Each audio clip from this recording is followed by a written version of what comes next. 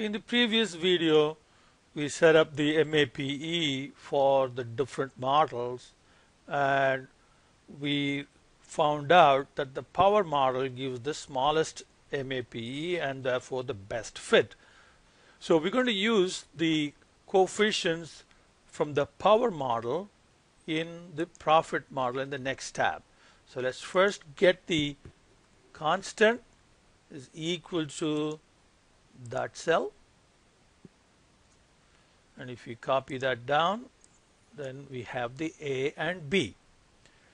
Now the cost to produce a golf club is given in the problem, so that's an input value 250. Now our task is to find how much we should sell the golf clubs for so that our profit is maximized. So let's use an initial value, a trial value of $400. So let's use the currency format. Okay. Now the profit model is the predicted demand using the power model is A times the price to the power of the exponent. Okay. Let's go back and verify that. See, power model is A and then price to the power of the exponent. Okay. A price to the power of exponent. So that's our estimated demand for that price.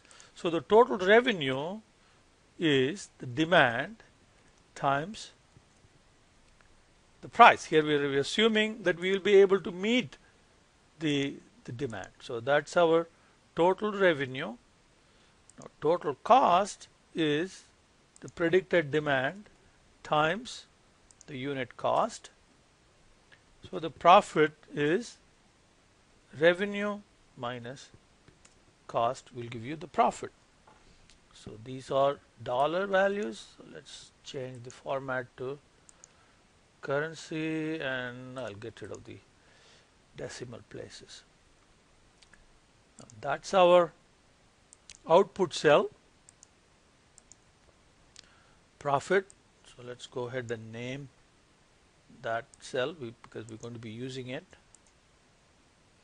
Now we want to set up a data table for different unit prices and see which price point gives us the maximum profit. So we want to develop a one-dimensional table for profit, and we want to set up all possible unit prices. So we will start, I'll use what's given in your textbook, starting from $260. Okay, again, currency, and then $270.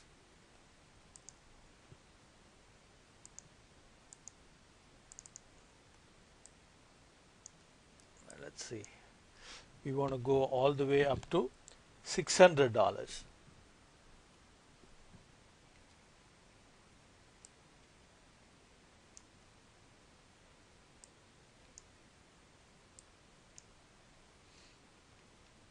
So now we can set up the data table. Okay, data, what if analysis, data table, and here it's the column input, and here is our input value. Click OK, and now we have the different profits that we will be making. And let's format it. Now of course we want the maximum profit that we will be making, so we can use a conditional format, okay, to highlight. Okay, so we can say equal to, so here I'm going to say max of all of these values. Equal to sign. and that highlights the maximum value. One more way of doing that is to find the maximum profit here, and then we can use that in our conditional format.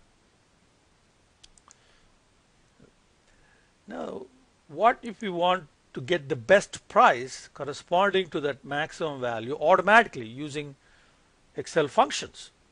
Okay, and here is where we can use an index function and a match function. We'll look at that in the next video.